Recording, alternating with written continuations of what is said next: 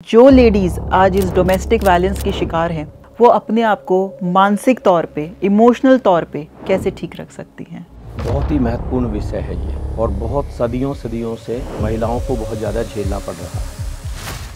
आज हमारे जो प्रधानमंत्री महोदय हैं श्री नरेंद्र भाई जी मोदी, पूरे देश को उन्होंने संबोधित करते हुए कभी बोला था कि अगर कभी सुसाइड करने की इच्छा भीतर हो तो इस महिला से जाकर के मिलना। जिनके भी मन में कभी आत्महत्या का विचार आता है उनसे मैं आग्रह करता हूँ कि आत्महत्या करने के विचार आने से पहले एक बार कल्पना सरोज को फोन कर दीजिए। दुनिया के हर व्यक्ति के जीवन में कुछ ऐसी घटनाएं घटी हैं तो उसको लगता है यार परमात्मा मेरे साथ में इतना बुरा क्यों कर रहा है। तो मैं सारी अपनी बहनों को, सारी अपनी बेटियों को कहना चाहता हूँ, कितना ही भी अंधेरा क्यों ना हो लेकिन सूरज आएगा। ऐसी वायलेंस ज्यादातर उन महिलाओं के साथ हुई है जो फाइनेंशियली डिपेंडेंट है पुरुष के ऊपर। जैसे कल्पना सरोज ने भी खुद को फाइनेंशियली अपलिफ्ट किया है। हर महिला के पास कोई हुनर है। परमात्मा जिनको योग्य समझता है उनको ही ऐसे संघर्ष की आग से गुजारता है परमात्मा। लेडीज जरूर ट्राई करती हैं पॉजिटिव रहने का, बट उनका एनवायरनमेंट स्वामी जी फिर भी नेगेटिव रहता है। मैं निवेदन करना चाहूंगा कि अपने चारों तरफ एक सुरक्षा कवच बना और वो 2-3 तरीके से वो निर्मित कर सकती हैं। क्या इस भाव से जो हम भाव करते हैं ध्यान में, क्या इससे हम दूसरे का बिहेवियर भी चेंज कर सकते हैं? दूसरा अगर रिसेप्टिव है, अगर रिसीव करने के लिए तैयार है, तब उसका बिहेवियर चेंज किया जा सकता है। जनरली फीमेल्स की एक हैबिट है कि वो बहुत जल्दी चीज़ों को भूलती नहीं है। कुछ शिकायतें उनके मन में आज भी हैं जिनको वो माफ़ नहीं कर पाती हैं। इससे किसका नुकसान हो रहा है? आपका नुकसान हो रहा है कि सामने वाले व्यक्ति का नुकसान हो रहा है? कि जब आप किसी को क्षमा नहीं कर पा रहे हैं तो इसका मतलब ये है कि आपके अंदर से कभी भी डिवाइन वाइब्रेशंस नहीं निकल सकती।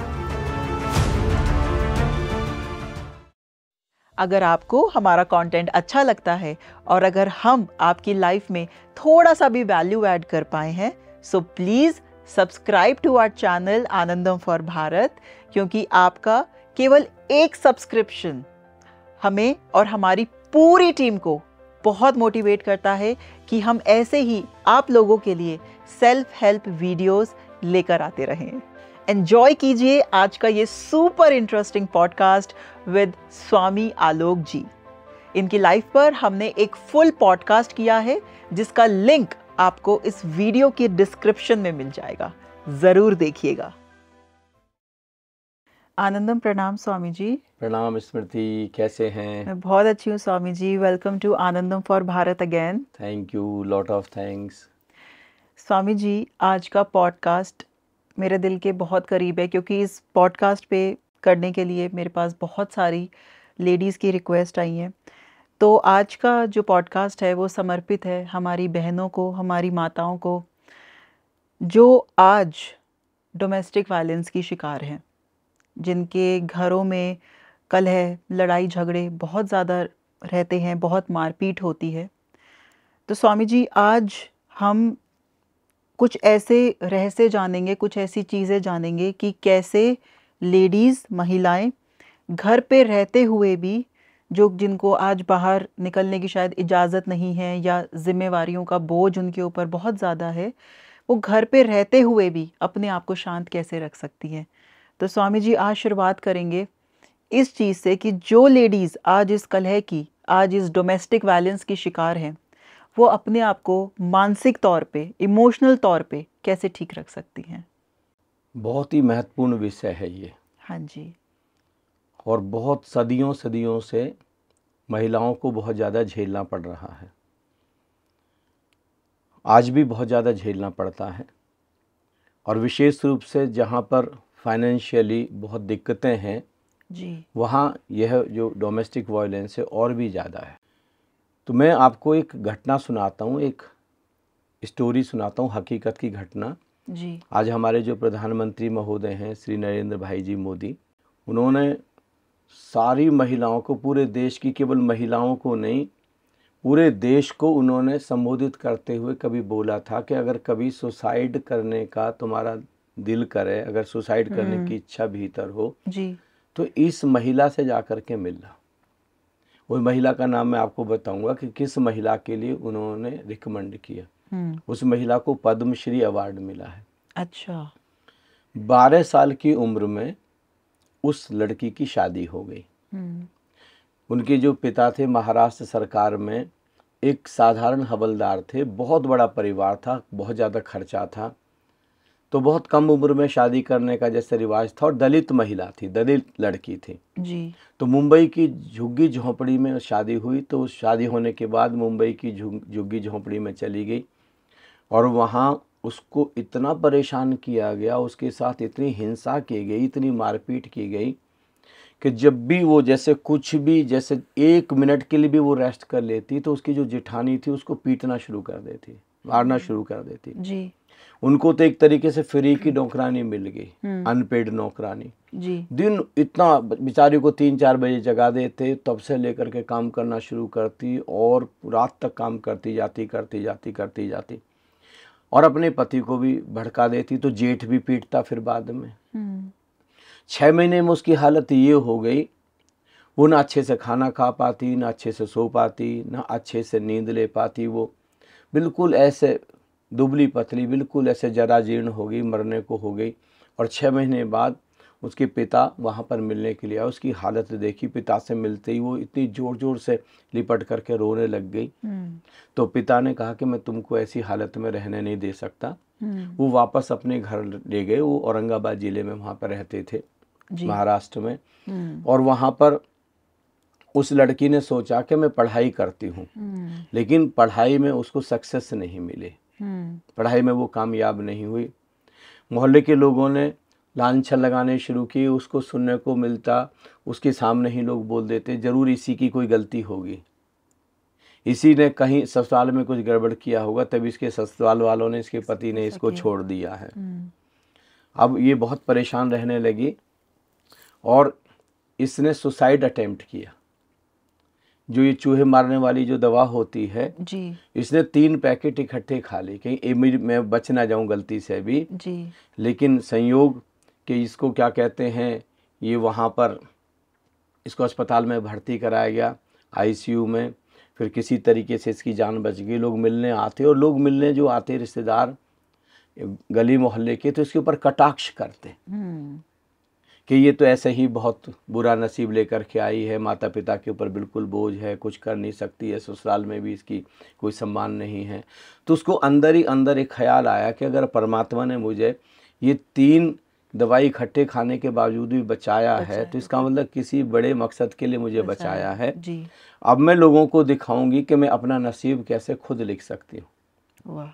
तो वो फिर मुंबई वापस गई, ठीक होने के बाद में मुंबई गई, और उसने वहाँ पर कोई नौकरी खोजने की कोशिश की, लेकिन कोई उसको नौकरी नहीं मिली। उसने बहुत तलाश किया, फिर वापस घर आई। इसकी जो माँ थी वो सिलाई जानती थी, तो इसने उससे सिलाई सीखी, और सिलाई सीखने के बाद में फिर अब ये वहाँ पर गई, एक कंपनी में गई, एक फैक्ट्री में गई जहाँ पर सिलाई होती थी एक जगह। तो उसने जो उसको कहा कि मुझे सिलाई करके दिखाओ, लेकिन ये बेचारी, इसमें बहुत साहस नहीं था, ये बहुत लो कॉन्फिडेंस था, तो उसके सामने ये सिलाई करके नहीं दिखा पाई। तो उसने कहा भी हम सिलाई के लिए तुमको कैसे रखें, हम सिलाई के तो रख नहीं सकते, लेकिन ये रो दी। तो उसने कहा ठीक है तुम अटेंडेंट के रूप में रह जाओ। तो इसने 2 रुपये पर डे पर जॉब शुरू की, यानी 60 रुपये 1 महीने के इसको मिलते। फिर ये जब पूरा का पूरा पूरे दिन भर ये काम करती, दिन भर काम करने के बाद में वहीं जो मशीन थी वहाँ पर ये सिलाई सीखती। अब धीरे धीरे ये सिलाई सीख गई। अब उसको उसी कंपनी ने कुछ महीनों बाद 250 रुपये की सैलरी पर रख लिया। अब इसको 250 रुपये की सैलरी मिलने लगी, और ये अपना किसी तरीके से गुजर बसर करने लगी। धीरे धीरे धीरे धीरे अब एक्स्ट्रा सिलाई करती और ये कुछ एक्स्ट्रा पैसे कमाती। और इसने फिर अपने लेवल पर सोचा कि मैं क्यों ना मैं अपना खुद का सिलाई का शुरू करूं। और इसने देखा कि बस सरकार की क्या क्या स्कीम है। तो एक स्कीम थी जिसमें सरकार ऐसे लघु उद्योगों के लिए 50,000 रुपये का लोन देती थी। तो उसने कहा मैं 50,000 रुपये का लोन लेकर के अपनी खुद की मशीन खरीद करके और मैं सिलाई करूँगी, इससे मुझे ज़्यादा पैसे मिलेंगे। तो लोन लेने के लिए गई, अप्लाई किया, तो लोन तो मिलने लगा, लेकिन जो सरकारी कर्मचारी थे, जैसे भारत का जैसा हाल है, उससे 10,000 रुपये उसकी रिश्वत मांगी। अच्छा।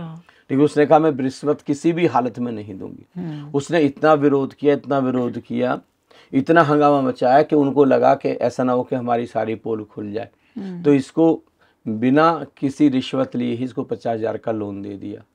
उसमें इसने अपना खुद का सिलाई केंद्र खोल लिया और बुटीक, हल्का सा छोटा सा बुटीक खोला और उसका खूब चलना शुरू हो गया। धीरे धीरे ये चलता गया, इसका प्रॉफिट बढ़ता चला गया। जब इसके पास में थोड़े पैसे जमा हो गए तो फिर कोई इसके पास में एक ज़मीन बेचने के लिए आया 2.5 लाख रुपए की।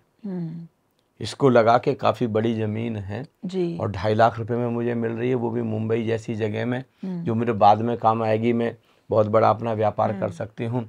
उसने वो 2.5 लाख रुपए किसी तरीके से इधर उधर से जुगाड़ करके वो ले लिया। लेकिन जब वो ज़मीन पर गई तो पता लगा वो डिस्प्यूटेड थी बहुत ज़्यादा। अच्छा। और उसके ऊपर बहुत ज़्यादा गुंडों का, बदमाशों का इस तरीके का हाल था। इसको भी इवन यहाँ तक भी कहा गया इसको कि तुमको भी मंथली देना, लेकिन ये इतनी दिलेरी के साथ यहाँ तक के रिवॉल्वर तक लेकर के निकल पड़ी और उसने उस ज़मीन को बड़ी ताकत के साथ छुड़ाया और वो 2.5 लाख की ज़मीन उसकी 50 लाख की बिकी। क्या बात है। ये पहला उसको प्रॉफिट हुआ और यहाँ से धीरे धीरे वो आगे बढ़ती चली गई। वो और भी ज़मीन खरीदने लगी और भी इसको प्रॉफिट होने लगा। तो एक बहुत बड़ी फैक्ट्री थी, बहुत बड़ी इंडस्ट्री थी जिसमें लॉकआउट हो गया था, जो बिल्कुल तालाबंद हो गया था। और कई साल तालाबंद होने के बाद में उसको सरकार ने फिर उसके जो कर्मचारी थे उन कर्मचारियों को हैंडओवर कर दिया। उसका नाम है कमानी ट्यूब्स लिमिटेड। लेकिन वो चल नहीं पा रही थी, वो कंपनी अच्छे से रन नहीं कर पा रही थी और उनके पास में भी कोई ऐसा एडमिनिस्ट्रेटर नहीं था जो अच्छे से चला पाता। तो मजदूरों को पता लगा कि कोई एक महिला है जो सोशल वर्क, इस बीच में उसने महिलाओं के उत्थान के लिए, महिलाओं को ऊपर उठाने के लिए, जन जागृति लाने के लिए कुछ बहुत सारे काम करने शुरू कर दिए थे। कि एनजीओ भी खोल लिया था इधर उस महिला ने। तो उन्होंने उनसे संपर्क किया कि अभी आप हमारी इस फैक्ट्री को खरीद लीजिए और हम सब आपको सपोर्ट करेंगे। उसने कहा कि देखो भाई ये इंजीनियरिंग कंपनी है और मुझे इंजीनियरिंग का कोई रत्ती भर भी अनुभव नहीं है, लेकिन सारे उन्होंने कर्मचारियों ने भरोसा दिलाया, पैसे भी इकट्ठे किए, तो 2.5 करोड़ में वो कंपनी खरीदी। क्या बात है। 2.5 करोड़ में। और उसको इतनी मेहनत से उसने रन करना शुरू किया। जो फैक्ट्री, जो कंपनी बिल्कुल लॉस में चल रही थी, उसको रातों रात एकदम प्रॉफिट में लेकर के आगे वो महिला इतनी मेहनत की, इतनी 18 घंटे 20 घंटे काम करती। और सुन करके आप हैरान होंगे, आज वह कंपनी 5,000 करोड़ की है। क्या बात है। 2013 में उसको पद्मश्री पुरस्कार मिला राष्ट्रपति से। उस महिला का नाम है कल्पना सरोज। कल्पना सरोज जी। भारत की जो फाइनेंस मिनिस्टर की जो एडवाइजरी कमेटी है, finance minister, reserve bank of India, जिन बहुत ही अनूठे लोगों से सलाह लेते हैं फाइनेंस के ऊपर, उनमें एक ये महिला भी है, कल्पना सरोज। और इसी महिला के लिए नरेंद्र भाई जी मोदी, हमारे प्रधानमंत्री महोदय ने बोला कि अगर कभी सुसाइड करने का ख्याल हो तो कल्पना सरोज से जाकर के जरूर एक बार मिलना। स्वामी जी, ये तो एक बहुत बड़ा मैसेज है उन लेडीज़ के लिए जो सुसाइड या तो कर चुके हैं या फिर उनके ख्याल में हमेशा ये रहता है कि कब सुसाइड करें और कब हम मर जाएं। अटेम्प्ट किया इस महिला ने, तो अटेम्प्ट किया है। फिर अचानक जैसे एक लाइट उतरी, जैसे कोई प्रकाश उतरा, जैसे कोई समझ आई कि नहीं मुझे कुछ बड़ा करना। अगर इतना मुझे अटेम्प्ट करने के बाद भी अगर परमात्मा ने मुझे बचा लिया है तो किसी बड़े मकसद के लिए बचाया है। करेक्ट। आज वही महिला, वही कल्पना सरोज कहती हैं कि यहाँ पे जो भी होता है अच्छे के लिए होता है। कि अगर मेरे साथ मेरी ससुराल वालों ने मुझे परेशान ना किया होता, मेरे जेठ जेठानी ने मुझे परेशान ना किया होता, तो मुझे, और मैंने इस तरीके से बहुत सारे धक्के ना खाए होते और इतने संघर्ष से ना गुजरी होती, तो आज मैं इतने लाखों लोगों को मैं जो रोज़गार दे पा रही हूँ और उनके दर्द को अनुभव कर पाती हूँ, उनके परिवारों से मैं जुड़ी हुई हूँ। और आज 5,000 करोड़ तक का मेरा टर्नओवर है, तो मैं कभी भी इस स्थिति में नहीं पहुँच सकती थी। लेकिन हम जिस समय हमारे साथ ये घटना घट रही होती है तब हम समझ नहीं पाते और ज़्यादातर लोग उस घटना में ही फंस करके रह जाते हैं। ज़्यादातर लोग उस घटना से बाहर ही नहीं निकल पाते हैं। एक आपको मैं छोटी सी घटना और सुनाता हूँ।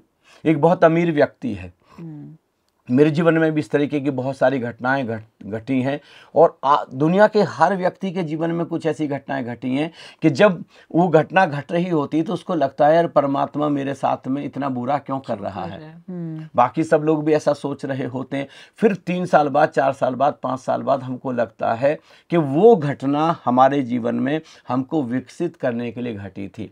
आज हमारी जो इतनी फ्लावरिंग है, आज मेरे जीवन में जो इतनी समृद्धि है, आज मेरे जीवन में जो इतनी शुभता है, वो उस घटना की वजह से है। लेकिन उस समय हमको महसूस नहीं हो रहा होता।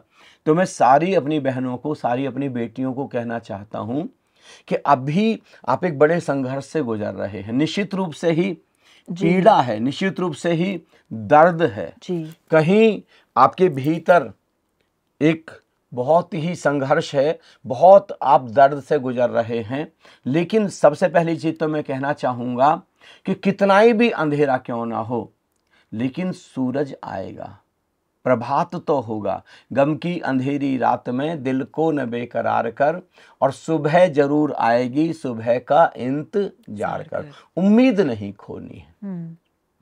अभी मैं वो वाली घटना बाद में सुनाता हूँ, मुझे अभी याद आ गया कि उम्मीद नहीं खोनी। इसके ऊपर मैं पहले एक घटना सुनाता हूँ और फिर बहुत सारी चीजों की मैं चर्चा करूंगा, क्योंकि ये बहुत ही महत्वपूर्ण प्रश्न है।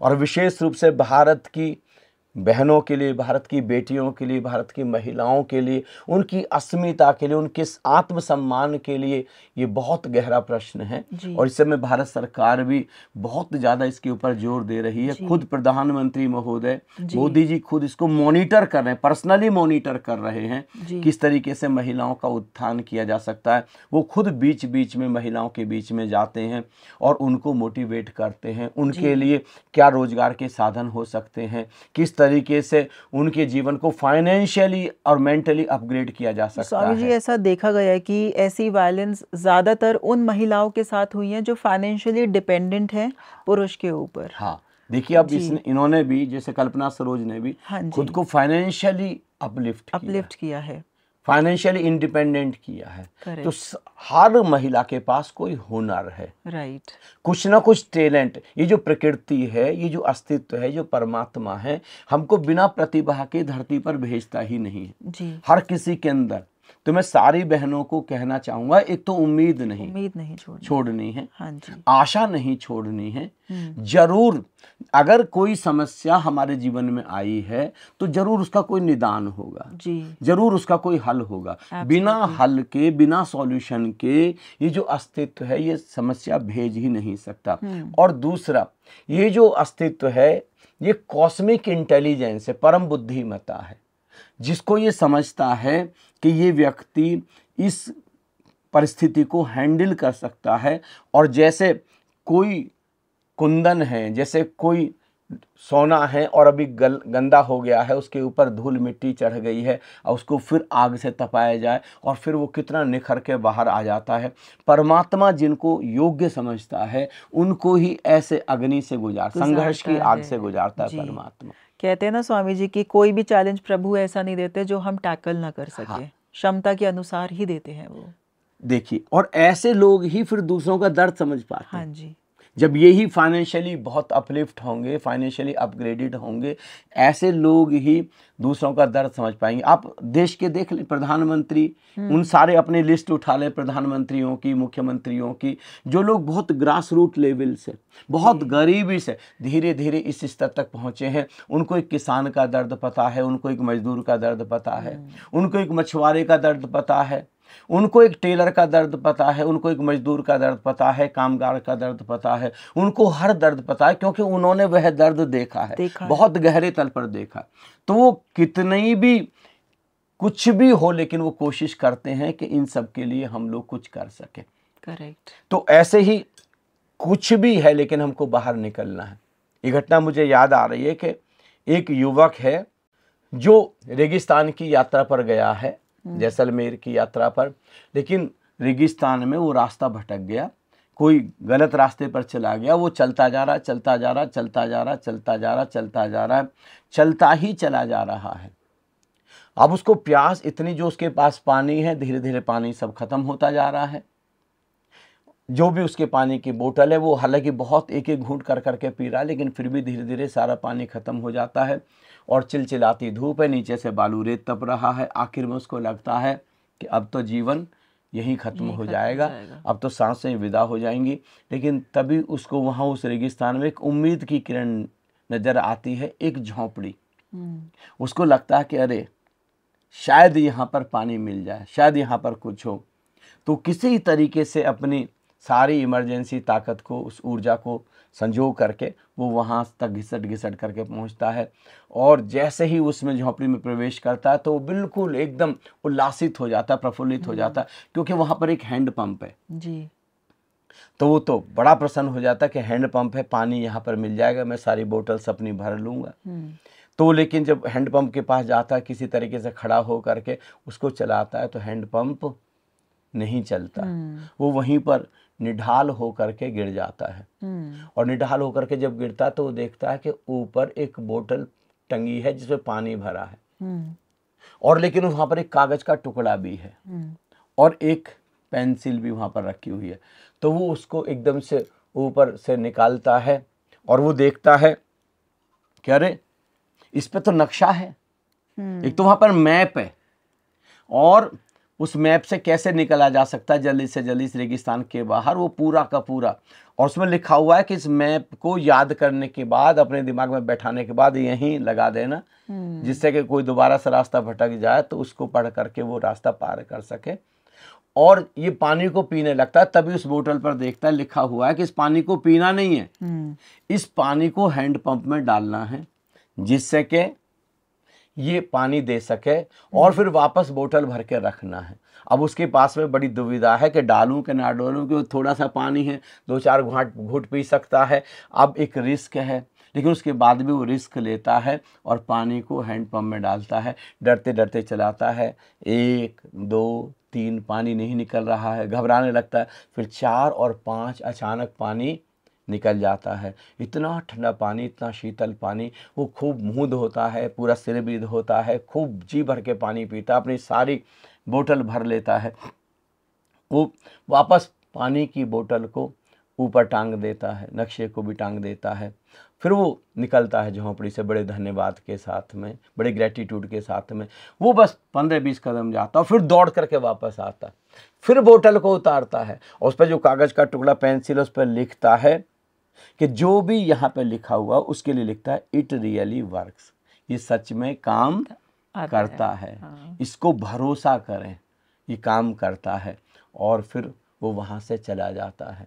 देखें आप, मतलब करीब करीब उम्मीद खो दी थी। लेकिन अगर आपके अंदर कहीं पर कोई एक चिंगारी है कि मुझे इस स्थिति से भी बाहर निकलना है, मुझे अपना नसीब बदलना है, मुझे अपनी किस्मत को खुद अपने हाथ से लिखना है, तो फिर कहीं से भी आपके लिए रास्ता निकलता है, कहीं से भी सपोर्ट मिलता है।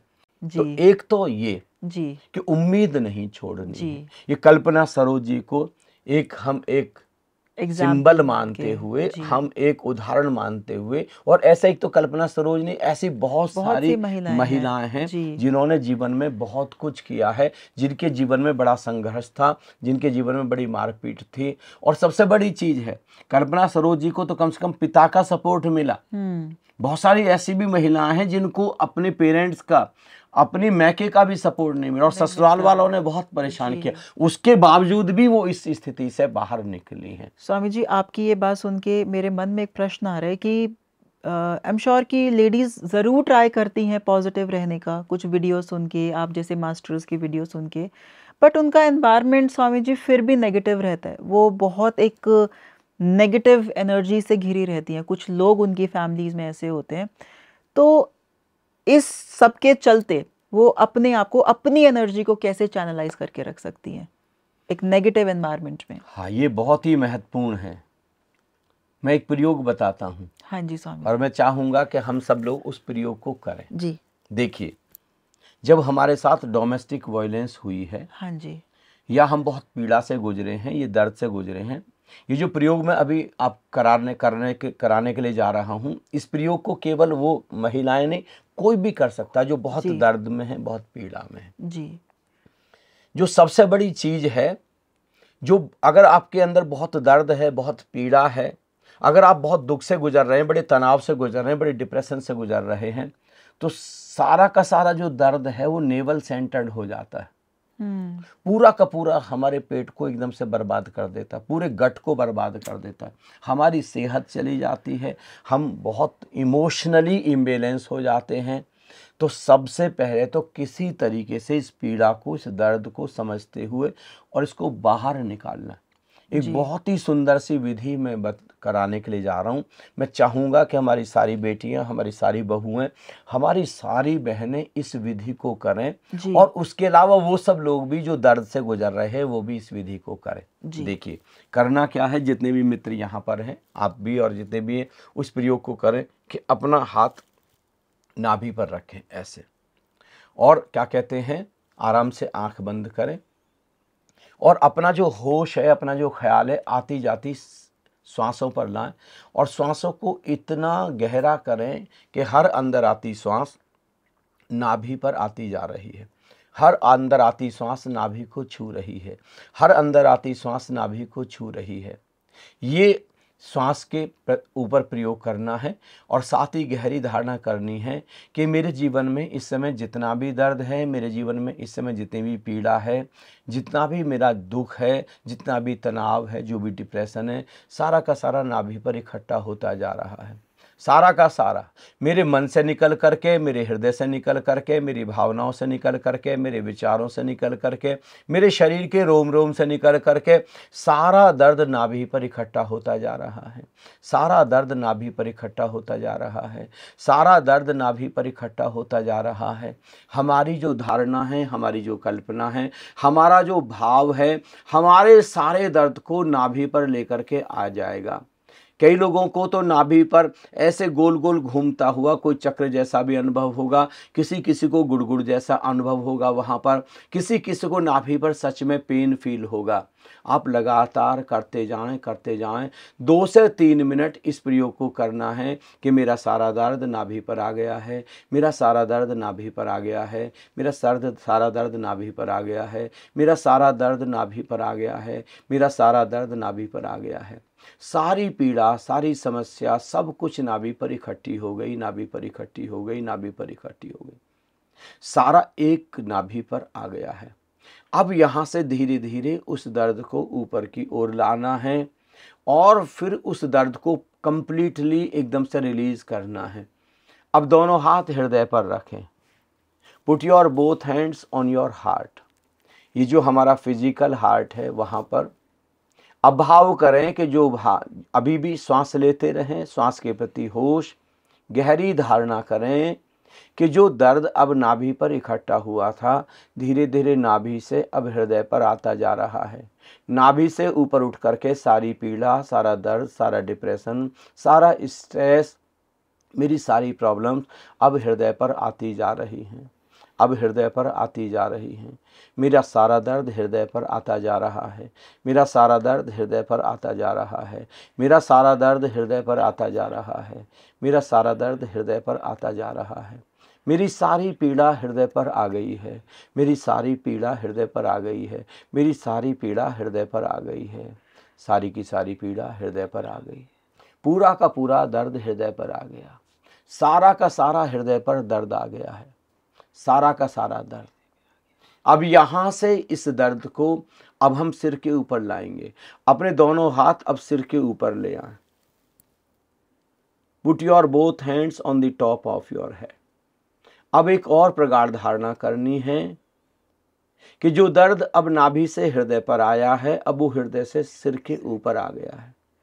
सारा का सारा दर्द सिर के ऊपर इकट्ठा होता जा रहा है, सारा दर्द सिर के ऊपर आ गया है, सारा दर्द सिर के ऊपर आ गया, सारी पीड़ा सिर के ऊपर आ गई है। श्वास के द्वारा, हर श्वास के द्वारा नाभि से जो इकट्ठा होकर हृदय पर आया और हृदय से सिर के ऊपर आ गया है, हृदय से सिर के ऊपर आ गया है। सारा दर्द हृदय से सिर के ऊपर आ गया है, सारा दर्द हृदय से सिर के ऊपर आ गया है। सिर के ऊपर अच्छे से अनुभव करें, सिर के ऊपर अच्छे से अनुभव करें। सिर के ऊपर दर्द को अच्छे से अनुभव करें। सारा दर्द शरीर के रोम रोम से निकल करके, पूरे मन से निकल करके, सारे विचारों से निकल करके, सारे इमोशन से निकल करके, सारा का सारा दर्द सिर के ऊपर आ गया है, सिर के ऊपर आ गया है। चाहें तो आप अपने दोनों हाथ सिर के ऊपर घुमा सकते हैं, वहाँ पर एक छत्ता जैसा अनुभव कर सकते हैं, जैसे मधुमक्खी का छत्ता होता है। ऐसे ये दर्द सारा का सारा सिर के ऊपर इकट्ठा हो गया, सिर के ऊपर इकट्ठा हो गया, सिर के ऊपर इकट्ठा हो गया। अब दोनों हाथ आकाश में उठा दें, दोनों हाथ आकाश में उठा दें, हथेली आकाश की ओर, उंगलियां आकाश की ओर। और अब एक प्रगाढ़ धारणा करें कि अब सिर से सारा दर्द आकाश में जा रहा है, सारा दर्द सिर से निकल करके आकाश में जा रहा है। मेरा सारा दर्द अब रिलीज होता जा रहा है, आकाश में रिलीज हो रहा है। मेरा सारा दर्द, मेरी सारी पीड़ा, मेरा सारा तनाव, मेरा सारा डिप्रेशन निकल गया है आकाश में, दूर और कहीं दूर, बिल्कुल सेफ प्लेस पर, जहाँ पर वो किसी को कोई नुकसान नहीं पहुँचाएगा। बिल्कुल एक सुरक्षित स्थान पर मेरा सारा दर्द निकल गया, मेरा सारा दर्द निकल गया, सिर से भी सारा दर्द निकल गया। अब मेरे बिल्कुल रिलैक्स, मैं एकदम रिलैक्स, मैं एकदम रिलैक्स, सारा दर्द चला गया, मेरा सारा बोझ चला गया, मेरा सारा तनाव चला गया। मेरे ऊपर जो भी वजन था, जो भी समस्या अनुभव हो रही थी, वो सब रिलीज़ हो गया, आकाश में रिलीज़ हो गया, सारा आकाश में रिलीज़ हो गया, सारा आकाश में रिलीज़ हो गया, सारा आकाश में रिलीज़ हो गया, सारा आकाश में रिलीज़ हो गया, सारा आकाश में रिलीज़ हो गया, सच में ही रिलीज़ हो गया। अब आराम से 2 मिनट के लिए बैठना है, आराम से आंखें बंद ही रखनी है, हाथ आराम से नीचे कर लेने हैं। धीमी, लंबी और गहरी सांस। अब मैं निर्भर हूँ, अब मैं बिल्कुल निर्भर हूँ। अब कोई दर्द नहीं है, अब कोई पीड़ा नहीं है, अब कोई अशांति नहीं, कोई बेचैनी नहीं, अब कोई समस्या नहीं। अब मेरे अंदर एक कॉन्फिडेंस है, अब मेरे अंदर कुछ करने का एक जज्बा है। अब मैं बहुत शांत अनुभव कर रही हूँ, अब मैं बहुत शांत अनुभव कर रहा हूँ। अब मैं बिल्कुल शांत हूँ, मैं एकदम शांत हूँ, मैं एकदम शांत हूँ, मैं बिल्कुल शांत हूँ, मैं एकदम शांत हूँ। ऐसे लग रहा है एक गहन शांति मेरे ऊपर अवतरित हो रही है, एक गहन शांति मेरे भीतर उतर रही है, एक गहरी शांति मेरे भीतर उतर रही है। मैं बिल्कुल शांत, मैं एकदम शांत, एकदम शांत, एकदम शांत, एकदम शांत हो गई हूँ।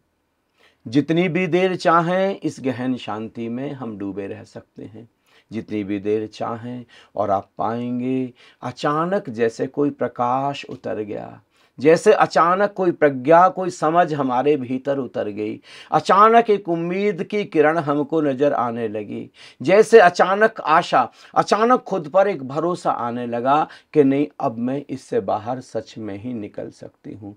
दोनों हाथ रब कर लेंगे और दोनों हाथ रब करके आराम से अपनी आँखों पर ढकेंगे, बिल्कुल और शांत और शांत और शांत और शीतल अनुभव करेंगे। अपने चेहरे को भी जरा छू लेंगे, जैसे कोई माँ बचपन में हमको छूती थी, ऐसे खुद को लाड करते हुए धीरे धीरे धीरे धीरे हम आँख खोल लेंगे और हम पाएंगे सच में ही हम बिल्कुल शांत हो गए, जैसे सारा दर्द एकदम से रिलीज हो गया। बहुत अच्छा लग रहा है स्वामी जी। बिल्कुल एकदम लाइट, सच में ही लाइट हो जाए। और सबसे बड़ी चीज़ ये है कि जब तक हम लाइट नहीं होंगे, जब तक हम निर्भर नहीं होंगे, शांत नहीं होंगे, हम जो करना चाहते हैं वो हम कर नहीं पाएंगे। हम अपनी पूरी स्पीड के साथ, अपने पूरे कमिटमेंट के साथ नहीं कर पाएंगे। आपकी तो स्वामी जी आवाज़ में ही वो जादू है कि कोई भी व्यक्ति इतने गहरे ध्यान में चला जाता है। ये आपकी जादू भरी ये आवाज़ है। हाँ। और मेरा तो मन ही नहीं कर रहा था कि मैं मेडिटेशन से बाहर आऊँ। ये मेरा सौभाग्य है कि संतों ने, गुरुओं ने, माँ सरस्वती ने माध्यम चुना है। हाँ जी। I am simply the medium. जी पता नहीं कैसे सब अपने आप ही हो जाता है। जी स्वामी जी। स्वामी जी, एक प्रश्न मेरे मन में ये आया है कि क्या इस भाव से, जो हम भाव करते हैं ध्यान में, क्या इससे हम दूसरे का बिहेवियर भी चेंज कर सकते हैं? हम मुख्य रूप से अपना बिहेवियर चेंज कर सकते हैं। जी दूसरा, अगर रिसेप्टिव है, जी अगर रिसीव करने के लिए तैयार है, जी तब उसका बिहेवियर चेंज किया जा सकता है। हम्म। नहीं तो कम से कम हम अपने चारों तरफ एक सर्किल बना सकते हैं। एक सुरक्षा कवच के रूप में हम हाँ। अपने ऑरा को स्ट्रांग रख सकते हाँ। हैं। हाँ जी। विशेष रूप से मैं महिलाओं के लिए मैं निवेदन करना चाहूँगा कि जी अपने चारों तरफ एक सुरक्षा कवच बनाएं, जी एक सेफ्टी सर्किल, जी और वो 2-3 तरीके से वो निर्मित कर सकती हैं। जी वो मैंने दोनों तीनों विधियां मैं बता देता हूँ हाँ जी किस तरीके से हम सेफ्टी सर्किल बना सकते हैं। जी फिर इससे निकल करके कुछ ना कुछ जरूर शुरू करना है। जी। बुटीक कर सकते हैं आप ब्यूटी पार्लर कर सकते हैं, आप ट्यूशंस कोई कर दूसरा सकते काम हैं। कर सकते हैं, आप ट्यूशंस कर सकते हैं, किसी स्कूल में पढ़ाई जा करके पढ़ा सकते हैं। जी कुछ भी है, इस स्थिति से आपको बाहर निकलना है। जरूर कुछ, जब अस्तित्व ने यह दी है, कोई मुसीबत दी है, कोई समस्या दी है, तो इसके पीछे जरूर कोई कारण होगा, और है। लंबा कारण होगा। Absolutely. पता नहीं कितने कितने जन्मों का कारण होगा। कोई भी चीज यहाँ पर अकारण नहीं होती है। लेकिन अब हमारे ऊपर निर्भर करता है कि हम इसी में फंसे रहते हैं कि इससे हम बाहर निकलते हैं। अब ये हमारा निर्णय होगा कि हम इसमें आत्महत्या कर लेते हैं या खुद को हम खड़ा करते हैं और हजारों लाखों लोगों के लिए हम उदाहरण बनते हैं। हम चाहें तो आत्महत्या भी कर लेंगे, हम चाहें तो लाखों लोगों के लिए उदाहरण भी बन सकते हैं। जैसे अभी मैं कल्पना सरोज जी का उदाहरण दे रहा था, ऐसे हो सकता है आने वाले समय में कोई आपका उदाहरण दे, कोई आपके बारे में पढ़ाता हो, आपको देख करके लोग बहुत ज्यादा मोटिवेट होते हों, प्रेरणा पाते हों, और आपको देख करके लोग बहुत आगे बढ़ जाते हों, खुद को फाइनेंशियली स्ट्रॉन्ग कर लेते हों। जी। स्वामी जी, कैसे सुरक्षा कवच बन सकता है? इससे पहले मैं एक सवाल और आपसे लेना चाहती हूँ। वो ये है कि जनरली फीमेल्स की एक हैबिट है कि वो बहुत जल्दी चीज़ों को भूलती नहीं है। मतलब मेरे फादर मजाक में मेरी मदर से कभी कभी बोलते हैं कि तुम्हें आज से 5 मई 2002 को शाम को 4 बजे भी क्या हुआ था ये भी तुम्हें याद होगा।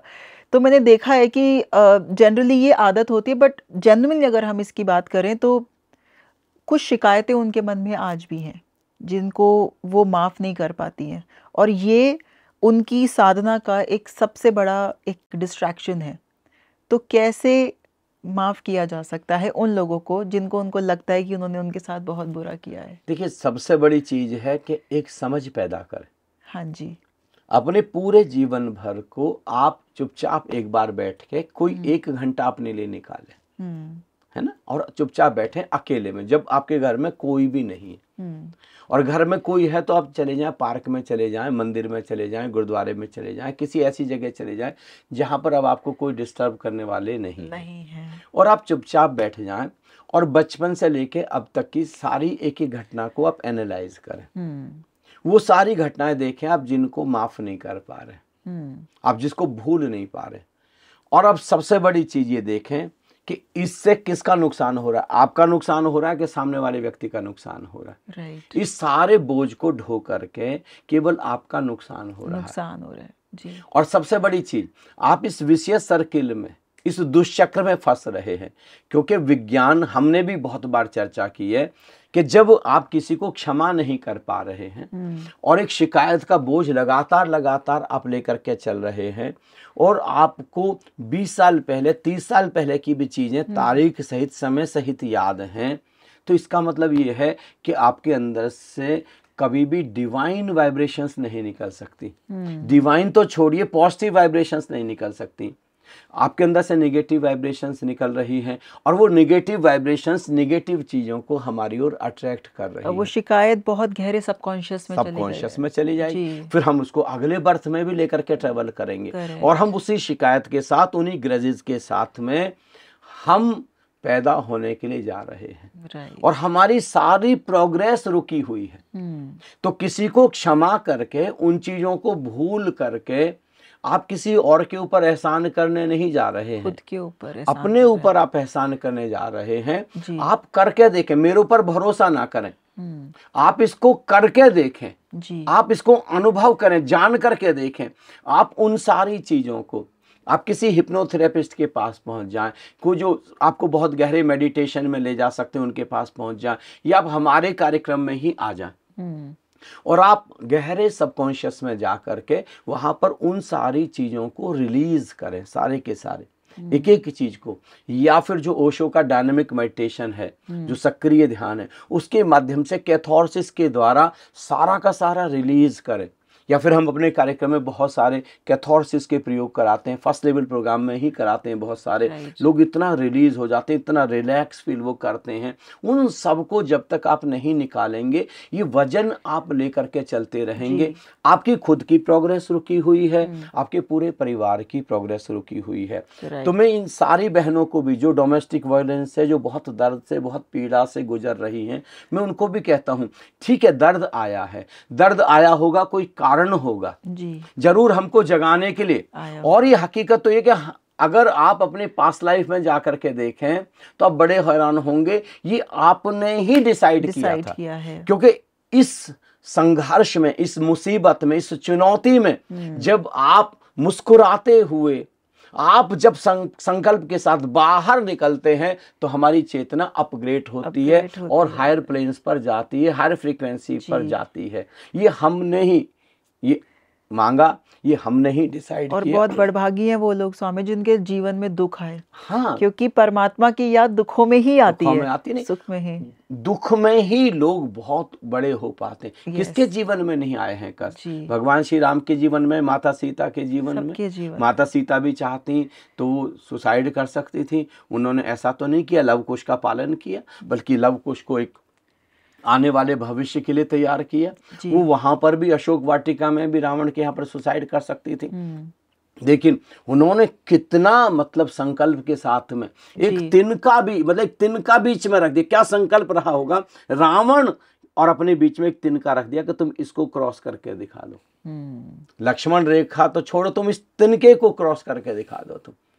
और रावण को अच्छे से पता था कि वो धरती की पुत्री हैं और तिनका उस धरती का ही प्रतीक है।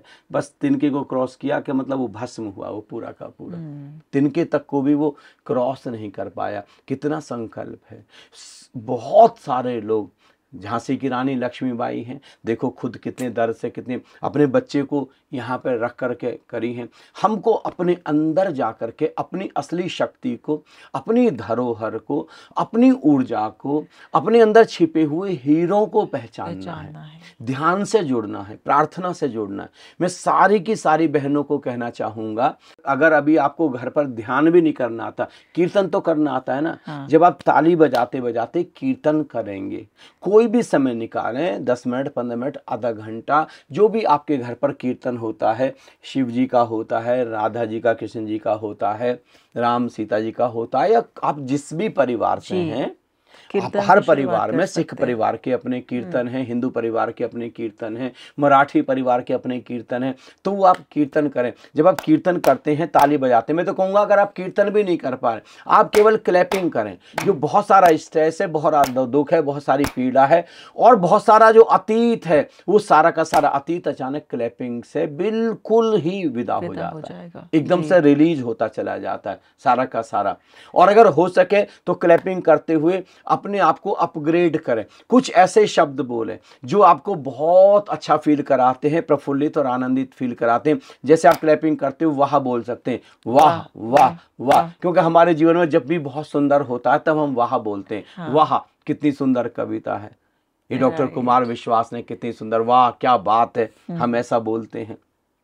कुछ भी अच्छे नज़ारा देखते हैं हम वाह बोलते हैं, तो वो वाह हमारे अंदर बसा हुआ है। वाह नहीं तो आप वाओ, आधुनिक भाषा में आप वाओ बोल सकते हैं, और उसके साथ आप क्लैपिंग कर सकते हैं। स्ट्रेस रिलीज होगा और धीरे धीरे धीरे धीरे आप अपने अंदर उतरने शुरू हो जाएंगे।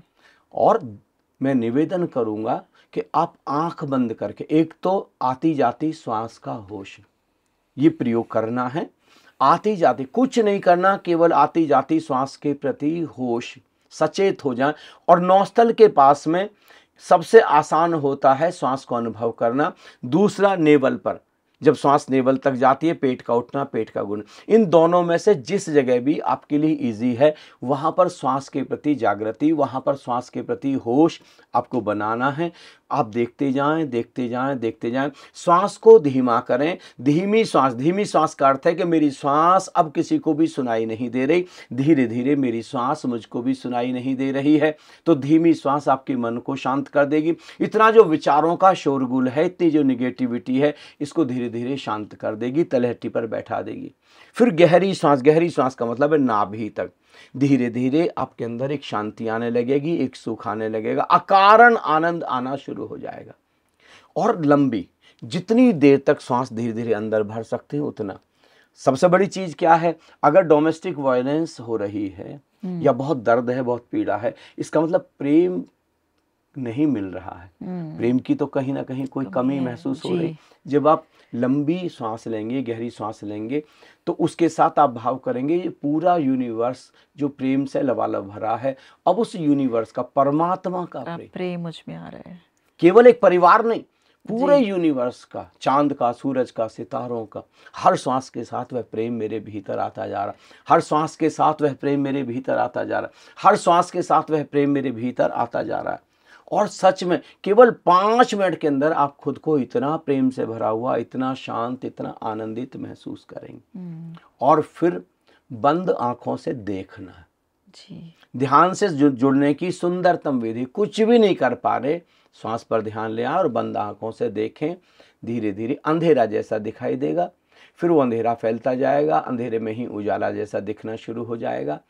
आप निराकार से जुड़ते चले जाएंगे, आप शांत होते चले जाएंगे जी, शांत होते चले जाएंगे। एक ऑरा को, जो अभी आपने कहा कि कैसे ऑरा को मेंटेन करें, सुरक्षा कवच की तरह कि एक सेफ्टी सर्किल, एक सेफ्टी सर्किल कैसे क्रिएट कर सकते हैं। हाँ, सेफ्टी सर्किल। अब एक तो मैं अपनी एंशिएंट विधि बताऊंगा जी स्वामी, जो हमारी बहुत ही सनातन की प्राचीन विधि है जी, सनातन से जितने भी जुड़े हुए हैं।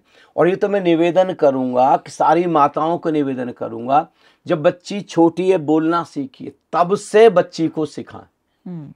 एक दुर्गा सप्तशती में एक श्लोक आता है, या देवी सर्वभूतेषु शक्ति रूपेण संस्थिता नमस्तस्यै नमस्तस्यै नमस्तस्यै नमो नमः। जो देवी का शक्ति रूप है, मैं उसका आवाहन करती हूँ, मैं उसको नमन करती हूँ। वह शक्ति न केवल मेरे अंदर प्रवेश कर रही है, बल्कि उस शक्ति का जो आभा मंडल है मेरे चारों तरफ फैलता जा रहा है, मेरे चारों तरफ फैलता जा रहा। केवल 21 दिन का ये प्रयोग और आपको ऐसे आभा मंडल जो अभेद्य होगा, जिसको कोई भेद नहीं सकेगा। या देवी सर्वभूतेषु शक्ति रूपेण संस्थिता नमस्तस्यै नमस्तस्यै नमस्तस्यै नमो नमः। हर बार ऐसा फील करना है कि वह जो शक्ति है, वो जो परम शक्ति है, पूरे यूनिवर्स की जो शक्ति है, वो सारी की सारी शक्ति, वो देवी मेरे अंदर प्रवेश कर रही है और मेरे चारों तरफ उस शक्ति का जो आभा मंडल है वो बनता जा रहा है। और वो आभा मंडल धीरे धीरे, वो जो सुरक्षा चक्र है वो पूरी तरह अभेद्य हो गया है। जैसे कुछ किले होते थे ना, अभेद्य किले जो तोप से भी नहीं उड़ाए जा सकते थे, ये इतना अभेद्य हो जाएगा, इतना अभेद्य हो जाएगा, इतना अभेद्य हो जाएगा कि किसी की हिम्मत नहीं होगी। आपकी आंखों में कोई देखेगा और आपकी आंखों में देख करके उसको लगेगा कि नहीं, ये तो बिल्कुल डिफरेंट है, इसके साथ में हम उलझ नहीं सकते, इनसे पंगा हम नहीं ले सकते हैं। उसको अलग एकदम से लगेगा, नहीं, यहाँ से मैं जितनी जल्दी दूर हो जाऊं। जो बिल्कुल पॉजिटिव एनर्जी से भरे हैं, जो डिवाइन एनर्जी से भरे हैं, केवल वही आपके इर्द गिर्द आ पाएंगे जो आपके सपोर्ट के लिए हैं। ये इतना ज्यादा बड़ा सुरक्षा चक्र है। या देवी सर्वभूतेषु शक्ति रूपेण संस्थिता नमस्तस्यै नमस्तस्यै नमस्तस्यै नमो नमः। ये सुरक्षा चक्र सबको, और जो डोमेस्टिक वायलेंस से दर्द से, उनको तो करना ही करना है। दिन में जब भी याद आ जाए तब बैठ जाए 5 मिनट के लिए, 10 मिनट के लिए। और सेफ्टी सर्किल, धीरे धीरे धीरे धीरे आप एक भाव करें कि अब मैं जब चलती हूँ, मैं उठती हूँ, मैं बैठती हूँ, मैं किचन में जाती हूँ, झाड़ू लगाती हूँ, पोछा लगाती हूँ, कुछ भी, रोटी बनाती हूँ, मैं कुछ भी करती हूँ, ये जो आभा मंडल है मेरे साथ में ही चलता है, सुरक्षा चक्र मेरे साथ में ही चल रहा है। एक तो ये प्रयोग है। दूसरा प्रयोग है कि अब हम लंबी गहरी सांस लें। पहले तो 2 से 3 मिनट हम प्रयोग करें कि मेरे भीतर आनंद प्रवेश कर रहा है और बाहर जाती श्वास के साथ सारा का सारा बेचैनी, मेरा सारा दर्द बाहर निकल रहा है। हर अंदर आती श्वास आनंद को, सुख को, खुशियों को मेरे भीतर ला रही है, सॉल्यूशंस को मेरे अंदर ला रही है और मेरी जितनी भी समस्याएं हैं, मेरा जितना भी दर्द है, जितना भी दुख है, सब बाहर जाता जा रहा है, बाहर जाती श्वास के साथ आकाश में। धीरे धीरे 2-3 मिनट में सच में ही ये सारा का सारा दर्द, सारी की सारी पीड़ा बाहर चली जाएगी और आप आनंद से भर जाएंगे। जब 3 मिनट बाद फिर आप अब भाव करें कि बस आनंद आता जा रहा है, सारी बेचैनी जा चुकी है, आनंद आता जा रहा है, मेरा अंदर आनंद इतना गहरा, इतना गहरा, इतना गहरा, इतना गहरा हो गया है और अब धीरे धीरे उस आनंद का सुरक्षा चक्र वो इतना शक्तिशाली है, इतना शक्तिशाली है, वो भीतर आनंद प्रेम से लबालब भरा है, ऊर्जा से लबालब भरा है, शक्ति से लबालब भरा है। मेरे चारों तरफ एक बड़ा सा घेरा, जैसे कोई बैलून हो, बड़ा सा अभेद्य बैलून, एक ऐसा गुब्बारा, उस अभेद्य है, उसमें कोई प्रवेश नहीं कर सकता, कोई नेगेटिविटी नहीं आ सकती। धीरे धीरे मैं उसमें बंद हो गई हूँ, मैं धीरे धीरे मैं उसमें आ गई हूँ, उस सुरक्षा चक्र में, उस सुरक्षा घेरे में, आनंद से भरा, प्रेम से भरा, शांति से भरा, ऊर्जा से भरा, शक्ति से भरा। और आप 5 मिनट लगातार इस भाव को करें और धीरे धीरे वह सुरक्षा चक्र आपके चारों तरफ हो जाएगा। 3 महीने के अंदर इतना बड़ा सुरक्षा चक्र कि जब आप चलते हैं, आप उठते हैं, आप बैठते हैं, लगातार आप उसको अपने साथ में लेकर के ही चलते हैं। ये कुछ प्रयोग हैं और एक प्रयोग टेक्निक ऑफ विजुअलाइजेशन। उस प्रयोग के द्वारा जैसे सबकॉन्शियस में जा कर के और आपको सारी की सारी निगेटिविटी को, जिन लोगों को आप क्षमा नहीं कर पा रहे हैं, उन सबको एक तो बाहर निकालना जी, और खुद को एक ऑडिटोरियम में, एक बड़े से हॉल में देखना है कि आप फाइनेंशियली स्ट्रांग हो गए।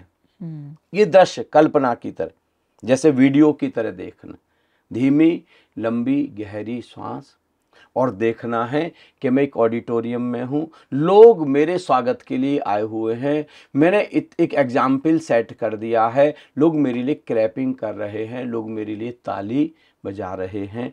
मैं अब मेरे अंदर इतनी सेल्फ रिस्पेक्ट आ गया है, इतनी सेल्फ कॉन्फिडेंस आ गया है, मैं अब पूरी तरीके से आत्मनिर्भर हूँ। ना केवल मैंने खुद को अपना खड़ा कर लिया है अपने पैरों पर, बल्कि मैं बहुत सारे लोगों को रोजगार दे पा रही हूँ। मेरे बुटीक में, मेरे ब्यूटी पार्लर में, मैं जो कर रही हूँ, मेरे कोचिंग सेंटर में, या जो भी हम कर रहे हैं उसमें बहुत सारे लोग, या मेरे सिलाई केंद्र में बहुत सारे लघु उद्योग हैं। कैंडल्स का हम लघु उद्योग कर सकते हैं, ये हम कर सकते हैं। आजकल हम मधुमक्खी पालन कर सकते हैं। बहुत सारे ऐसे लघु उद्योग हैं जो हम कर सकते हैं और हमारी माताएं बहनें कर सकती हैं। सरकार उसके लिए सपोर्ट करती है, बाकी सारा समाज भी, उसके बहुत अच्छे लोग भी हैं धरती पर। ऐसा नहीं है कि केवल कुछ बुरे लोग हैं। उनको मैं कहूँगा कि नहीं, वो निकलें, घर से बाहर निकलें, सपोर्ट मिलेगा। आप अपने आप को तो खड़ा करें, आपको बहुत सारा समर्थन मिलने जा रहा है और आप एक दिन एक उदाहरण बनने जा रहे हैं। जी, ब्यूटीफुल स्वामी जी। स्वामी जी, कोई मैसेज है जो आप उन महिलाओं को आखिर में देना चाहते हैं जो आज इस डोमेस्टिक वायलेंस का शिकार हैं, जिनको रोज़ कोई ना कोई कलह अपने घर में देखने को मिलती है, उसके साथ मारपीट होती है, और उन महिलाओं को भी जो एक आध्यात्मिक जर्नी अपना शुरू करना चाहती हैं घर पे रहते हुए, उनके लिए कोई मैसेज? मैं सबसे बड़ा जो अपना संदेश देना चाहूँगा वो ये देना चाहूँगा, अपना सम्मान करना शुरू करें और खुद को प्रेम करना शुरू करें। जी। Start to respect yourself and love yourself and start to love yourself. जी। अपने शरीर से ही शुरू करें, अपने शरीर का सम्मान करें। इतना सुंदर, इतना प्यारा शरीर, आपको इतना प्यारा मन दिया गया है। अभी तक भी आप देखिए, वैसे तो आप चाहती तो पुलिस में जा सकते थे। 2005 में सरकार ने एक्ट बनाया हुआ और इतना खतरनाक एक्ट बनाया हुआ, बहुत सारी महिलाएं तो उसका नाजायज फायदा उठा रही, और आप ऐसा नहीं कर रही हैं। इसका मतलब परमात्मा ने आपको एक विशाल हृदय दिया है, एक करुणा दी है आपको, तो आप आत्मसम्मान से भरें, खुद को प्रेम करना शुरू करें, अपने ऊपर अपने प्रेम को आता हुआ अनुभव करें और एक कॉन्फिडेंस अपने भीतर लाएं। अगर एक महिला भी अपने पैरों पर खड़ी हुई है तो मैं भी खड़ी हो सकती हूँ। और एक इतनी कम पढ़ी लिखी महिला, अगर कल्पना सरोज 12 साल की उम्र में जिसकी विवाह हो गई, अगर वो आज 5,000 करोड़ की हो सकती है तो कम से कम 5 करोड़ का तो मैं भी हो सकती हूँ ना। इतना तो मैं भी कर सकती हूँ। और आप कर लेंगे। जैसे ही कॉन्फिडेंस आएगा, जैसे ही आपको अपने ऊपर सम्मान आएगा, जैसे ही आपको अपने ऊपर भरोसा आएगा, जैसे ही आप खुद को प्रेम करने लगेंगे, सबसे बड़ी चीज़ क्या होगी? दुनिया चारों तरफ हो जाएगी और दुनिया का केंद्र हम हो जाएंगे। अभी हम दुखी हैं तो अभी क्या है, वो सारे लोग हमारा केंद्र हैं जीवन का और हम परिधि पर हैं। हमने दूसरों को केंद्र बना दिया, अपनी लाइफ का सेंटर बना दिया, हमारा सारा फोकस उनके ऊपर। अभी फोकस हमारे ऊपर नहीं। मेडिटेशन क्या है? अपने ऊपर अपना फोकस ले आने का नाम मेडिटेशन है। अपने ऊपर आप फोकस लाएं जी। घर में बैठे ही ध्यान गहरे उतरना शुरू करें और यहीं से जैसे जैसे जैसे जो आप अपने जीवन में चाहते हैं बोलना शुरू करें। कभी अकेले में बोले कि मेरी पूरी जिंदगी रूपांतरित हो गई है, मेरा पूरा जीवन आनंद से भर गया है, मेरे जीवन में बहार आ रही है, मेरे जीवन में रौनक आ रही है, मेरे जीवन में समृद्धि आ रही है। जैसा चाहते वैसा बोलना शुरू करें। जब आप बोलते जाएंगे, ये पूरा एक राज की बात बताता हूं, हमारे चारों तरफ माइक्रोजाइमेट्स हैं जो सुनते हैं और सुन करके स्पिरिट वर्ल्ड में तुरंत पहुंचाते हैं हमारी बात को। और जब हम दुखी हैं, बहुत परेशान, तो सारे माइक्रोजाइमेट्स दुख की खबर पहुंचाते हैं और उससे दुख आता है। जब आप बोलेंगे ना, मेरे जीवन में बहार आ रही है, मेरे जीवन में आनंद आ रहा है, मेरे जीवन में प्रेम आ रहा है, मेरा जीवन समृद्धि से भरता जा रहा, बोलने को कह रहा हूं मैं।